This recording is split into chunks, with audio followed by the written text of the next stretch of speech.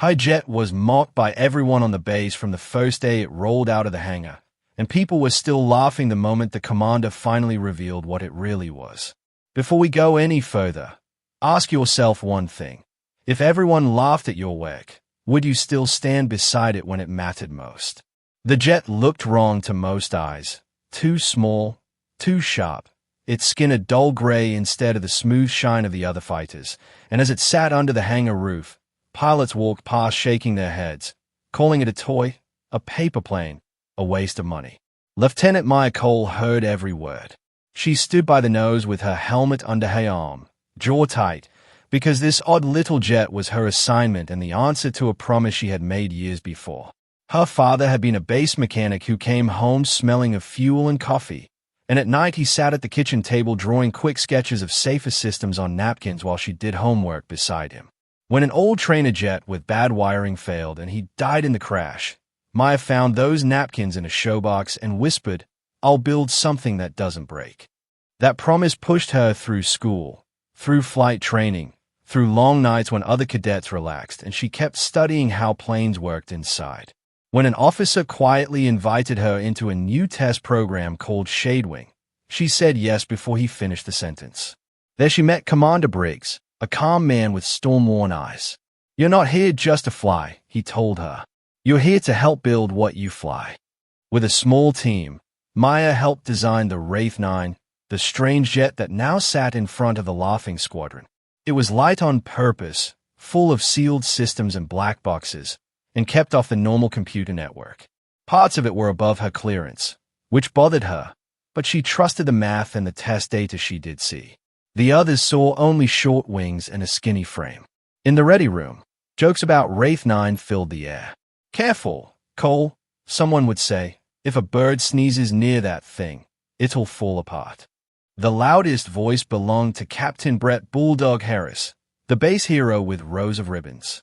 On the morning of the big test, he leaned against his shiny fighter and called across the ramp, "Hey Cole, your toy jet ready for show and tell."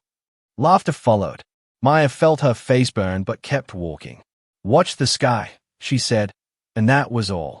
The plan for the day was simple on paper. She would take Wraith 9 up, show its tight turns and quick climbs, run a mock attack, and land. If they liked what they saw, the program would live. If not, Shadewing would likely be shut down and her strange jet turned into scrap. Maya knew the plane could handle the maneuvers, but she also knew something was missing from the story she had been told. She had seen extra cables run into its belly, sealed modules slid into place and covered before she could look. One night she caught Commander Briggs near the wing and said, "Sir, if I'm going to trust this jet with my life, I need to know what's really in it." He held her gaze and replied, "You'll know when you need to know, Lieutenant. Right now I need to know this. Will you fly it even when no one believes in it?" The question settled in her chest like a weight. After a long breath she answered, "Yes, sir." That answer was still in her mind as ground crews finished their checks and the visitors watched from the stand. She was about to climb the ladder when a sharp siren cut through the air. It started like a drill, then rose higher, harsher. The controller's calm voice came over the loudspeakers, but there was fear in it now. "All A crew stand by. Multiple unknown contacts inbound from the western ridge." Heads turned toward the distant hills. The sky above them glittered with tiny flashes of metal, like a swarm of flies catching the sun. In the tower, radar screens filled with symbols at once. "It's a drone swarm," a tech shouted. "Hundreds, heading for the base and the city." Pilots grabbed helmets and sprinted for their jets, but before they reached the ladders their status boards flickered. Green lights flipped to red. Cockpit screens went dark. A second alarm sounded, deeper and more urgent. "We're losing systems," the controller yelled. "Network attack in progress. Standard birds are grounded." Angry shouts broke out. Pilots slapped dead screens and cursed. In the middle of the ramp, alone and strange, Wraith 9 sat with its gray skin and quiet senses. Its light stayed green. It was not hooked to the network that had just been poisoned. Commander Briggs did not hesitate. He turned to Maya. "Cole, get in the air," he said. Bulldog pushed between them. "Sir, you can't be serious," he snapped. "That toy against all of that." Give me anything that flies and nothing else flies. Briggs cut in, his voice like stone. Her jet is still alive. Move, Captain. Bulldog glared but stepped aside. The choice was made. Maya ran for the ladder while ground crew yanked the chocks away. As she strapped in, the controller opened a private channel in her helmet. Drone swarm at 30 miles, he said, voice tight. City impact in 8 minutes. Base impact in 7. Her heart pounded, but her hands moved through the checks, faster than ever. Wraith 9's engine gave its low, smooth growl and the jet rolled forward. When the wheels left the ground and the desert dropped away, she knew that everyone who had ever joked about her plane was now watching it rise alone into a sky full of metal teeth. Cole, Briggs said over a secure line she had never heard before. Listen carefully. You're about to hear something that stays in this channel.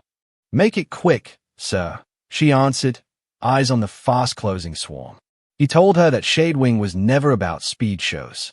Years ago, a few people in the Air Force had worried about a different kind of war, one where an enemy would attack the code that ran planes and missiles, turning whole fleets useless. Wraith 9, he said, was built for that day. It carried a hardened core that could not be hacked like the others, and deep inside it sat a system based on designs from a mechanic named Daniel Cole, her father. Maya's breath caught. My dad, she whispered. He left more than napkins, Briggs said.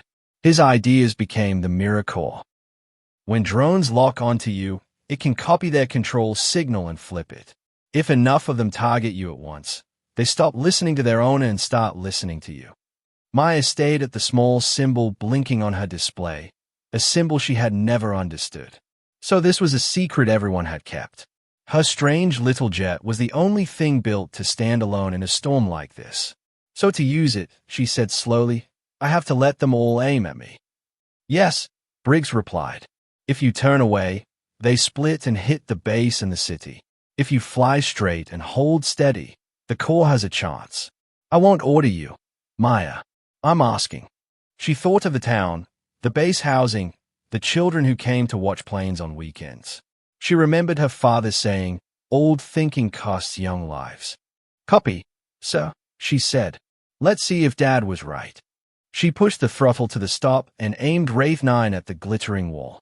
Warning tones screamed as the nearest drones locked onto her. Red symbols stacked up on her screen, each one a machine choosing her as a target.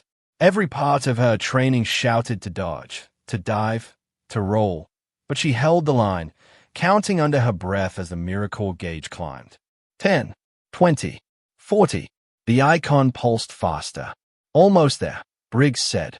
Hold. At the last instant, when the drones filled her forward view and the sky looked like solid metal, he shouted, now. Maya flipped up a guard and slammed the mirror switch. For one long second, nothing changed. Then the red symbols on her screen turned blue. The drones that had been diving to kill her rolled and snapped into formation behind Wraith 9 like a river of steel. Down on the ground, the people who had laughed at her jet saw the swarm bend around it and trail after it like a loyal pack. You've got them, Cole, Briggs said, and there was a rough laugh in his voice. Take them out to sea. Fuel numbers flashed low, but she banked toward the coast, dragging hundreds of stolen machines with her. Over the water, he read a short code into her ear. She repeated it and hit transmit. Behind her, the sky bloomed with white flashes as drone after drone blew apart. The shockwaves shoved Wraith 9 forward, shaking it like a toy. But she fought the controls, coaxed the trembling jet back toward the base, and glided the last miles with almost no power left. She hit the runway hard, rolled, and finally stopped. For a breath, there was silence. The same people who had joked about her paper plane now stared at it like something holy. Then applause rose like a wave. Bulldog rushed to the ladder and held it as she climbed down, his voice rough when he said, I was wrong. That jet saved us, and so did you. Before she could answer, Commander Briggs stepped forward and raised his hand. The cheering died. Generals, visitors, and cameras turned toward him. You all laughed at this aircraft, he said. We let you. Some of you even nudged to laugh louder. A ripple of confusion moved through the crowd. At that moment, security officers grabbed a contractor near the fence, the same man who always had his phone out during the jokes. Messages on his screen showed he had been sending every insult and rumor to a foreign contact. The mockery had not only been pride, it had been bait, and he had carried it. Briggs rested his hand on the jet's nose. "This plane is built on the ideas of a man named Daniel Cole," he said, and Maya felt her throat close. "He died in a crash that should never have happened. His daughter helped finish his work and flew it when it counted. Today this so-called toy turned an enemy's best weapon back on them and saved a city. It is not a joke. It is a shield. From now on, it will be known as Guardian 1. The applause that followed was softer but deeper, filled with respect instead of noise. Cameras flashed as Maya stood beside the commander, one hand on Guardian 1's skin. That night she slipped back into the hangar alone. The jet sat under dim lights, still and strange, the same shape that had drawn so much laughter in the morning. She touched the nose with her fingertips and whispered, "They know now, Dad." Outside, new orders were already moving to build more Guardians and to change how the country guarded its sky. But inside, it was just one tired pilot and one odd machine that everyone had dismissed until the sky turned against them.